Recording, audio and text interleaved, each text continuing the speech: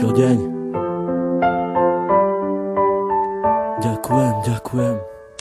Dala si mi krídla, ja vzletel som nad oblaky. Dala si mi všetko, aj keď občas černé mraky, z ktorých cítili sme obidvaja veľké napätie, ale nevzdali sme sa, radšej pokúšali sa potiahnuť to všetko ďalej. Stále mi dodávaš nádej, stále väčšiu a väčšiu. Čo s tebou zažijem, to už s nikým nechcem skúsiť. Nenechám si ťa vziať, to už nemôžem dopustiť. Aj keď sám dobre viem, že nie som najlepší, ale ty tu pre mňa si na to, aby som nepodliehal poklesom, ale práve naopak, aby som sa držal hore spolu s tebou. Si aniel, ktorý chráni moje ja. Si aniel, ktorý priletel mi priamo tu z neba, ktorý chcel mi povedať, ako strašne ma má rád. Za to ti ja ďakujem, poďakujem aj stokrát.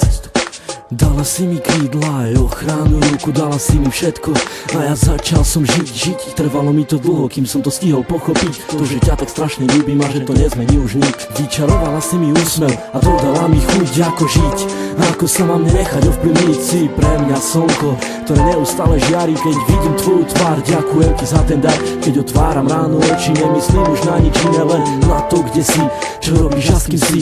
A kedy budem s tebou, kedy dám ti krásny bosk, kedy chytím ťa za ručky, vtedy viem, že nemám dosť, ale prežívam radosť stále, keď sme spolu sami a nič nerobíme, len pri sebe ležíme. Vtedy nenachádzam slov, vtedy cítim sa jak otrok, ktorý je fakt iba tvoj. A ty si aniel môj, aj keď si tak ďaleko, predsa si pri mne tak blízko. Ty si pre mňa prameň, ktorý ešte vždy nevyschol. Si vzduch, ktorý dýcham.